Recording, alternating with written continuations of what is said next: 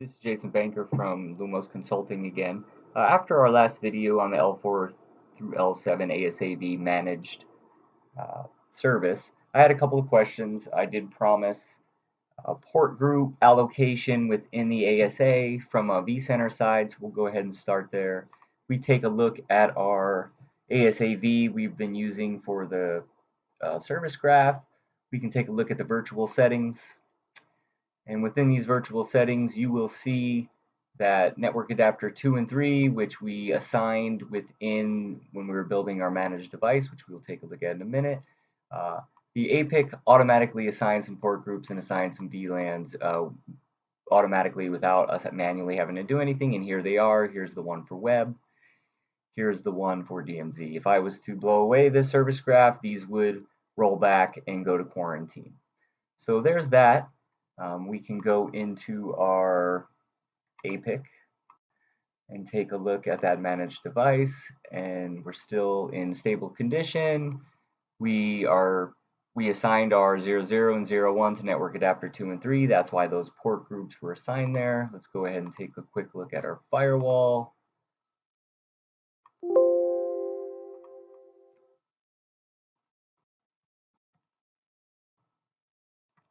We do show IP, we still have our addresses assigned. If we do show access list, you will see our 80.443 and IP. So the next question I had was, okay, we have traffic flowing through this, but what if I need another rule set added to this access list?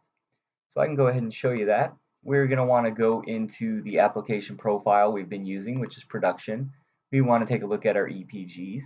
And we want to go to the EPG that we were providing from. So we were providing from web. So we want to come down here to the L4 through L7 service parameters. Take a look. Here's some of the service parameters we are using. For this example, we are using our permit any DMZ to web. We have our access list here, so we can take a look. Here's our 80.443 and IP. If we come up here to the edit signature, we want to grab what contract we are using, the service graph, as well as the node. So you should be familiar with this screen. This is how we originally set up the firewall.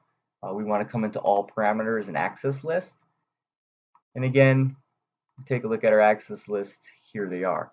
So what we're going to do is simply go in and add an Ftp access list to also allow FTP into this environment. So what we want to do is go ahead and highlight. We want to create a new rule set. Let's name it FTP. Let's update. Now we can start modifying some entries within FTP. So what we want to start with is our destination address. We want it to be any. If you wanted it more specific, you could go ahead and do that as well. So we're going to update this. Go ahead and close that. We want to go to our destination service.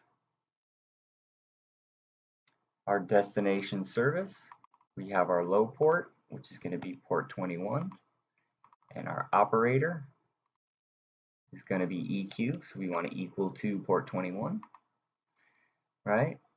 We want to go ahead and go into our protocol.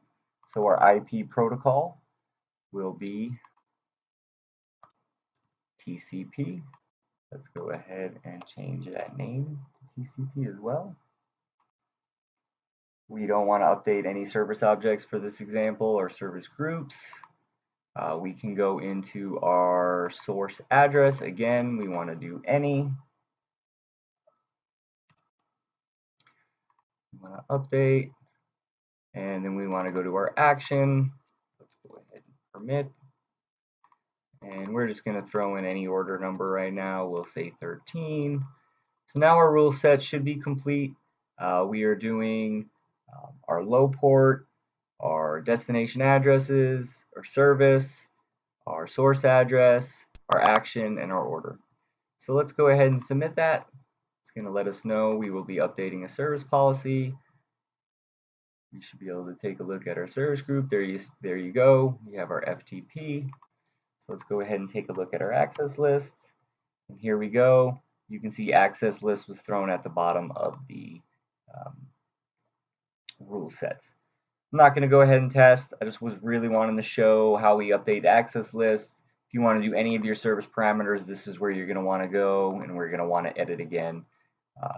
So hopefully that's helpful, and thank you, and I'll see you again soon.